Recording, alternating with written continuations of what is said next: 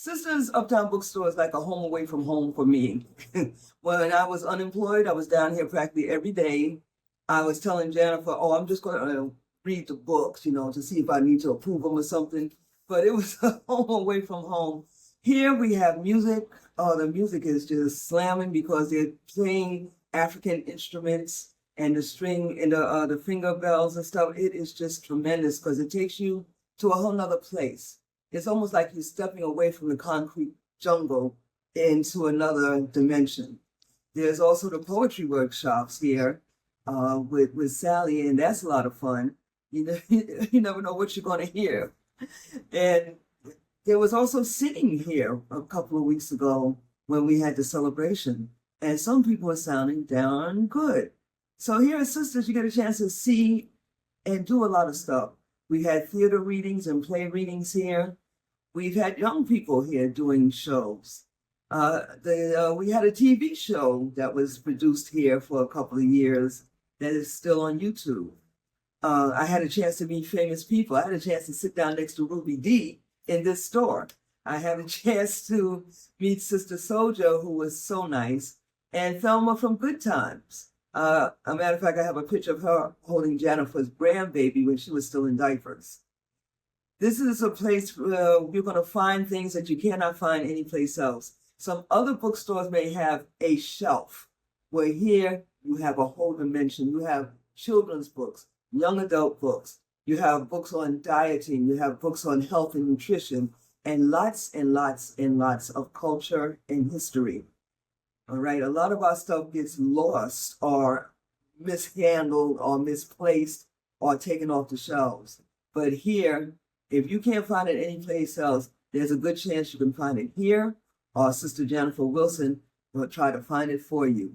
So come on by and see us. And if you have some poetry, or if you have some pictures or photography that you want to do a show about, come on here. I'll be glad to meet you. It's been here for 25 years.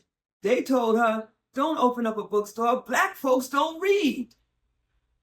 25 years later, they're still picking up books. So thank you. Okay, yes, Brother Clarence. So tell us how you met Janifer and her daughter Imani. Well, I was working at the Center for Black Literature at Medgar College. I was the literary programs director there, and I was also coordinator of the National Black Writers Conference. And for many years that I've been there, which has almost been 12, the Sisters Uptown Bookstore were the official bookseller of the National Black Writers Conference. Wow.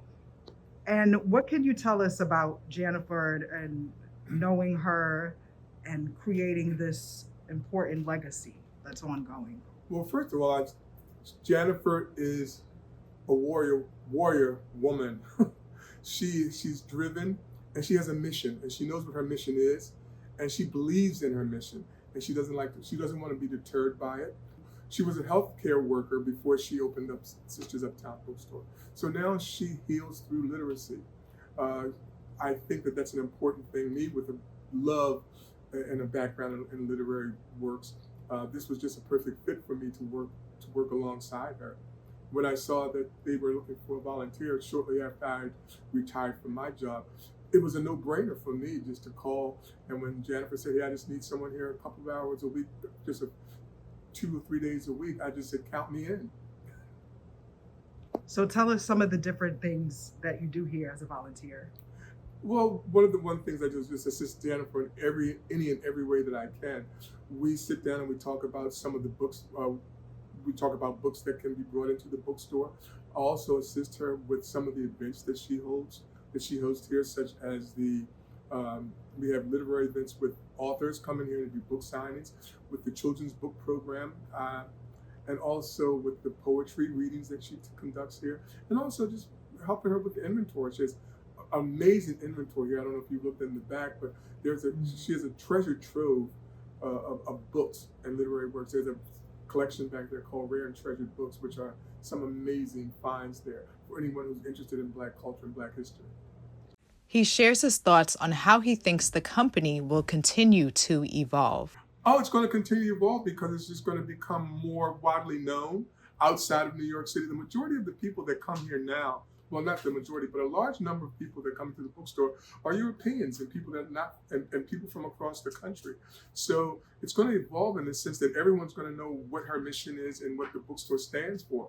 And the bookstore is not just a bookstore; it's a cultural center. And I like saying it's a safe space where we hold conversations, where we exchange ideas, where authors can come and not only just read from their works, but discuss their works and discuss their works and how it fits into our culture. And when did you realize that the bookstore was taking off? Huh, post-COVID, because it took all of these years to build and rebuild. Because even with a business plan, what our business is, the script isn't written.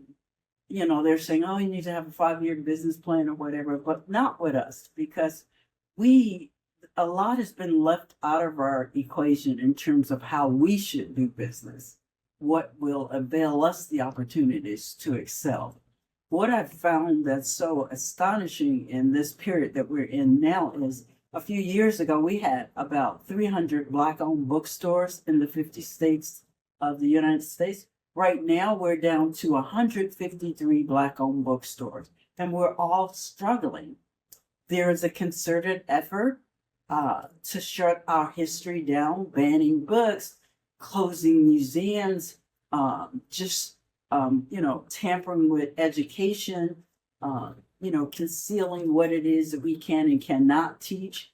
So to me, our institutions, because the bookstores are just not bookstores, we hold, house, present, and preserve our history. So there's no way that we should allow our institutions to be enfolded into the rhetoric of we're going to control this. So to me, our community has to find a way to realign ourselves, number one, with ownership, because I found renting this space became a problem when they decided, well, we don't have to give you a lease. And so it came in my spirit, then you need to buy a building. You need to have your own building, and then you don't have to worry about people saying to you that we're not going to give you a lease. And I think that's what's missing in our community. We need to rebuild those villages that we had, like Seneca Village was right here in New York City in Central Park. They just found artifact in 2011. They tried to say it didn't exist. The African burial ground. Who knows? This place has existed in this space for 25 years. This may be a burial ground. The reason why we're still here, because we certainly haven't made enough money to be here, but we're still here. And one of the things that I'm so grateful for in this time is our community came together when I gave a plea of gratitude, thanking people that supported us over the years. But I also did an appeal to them. And I said, listen, we're in trouble now. Since COVID, our in-store sales have gone down. Our online sales are down.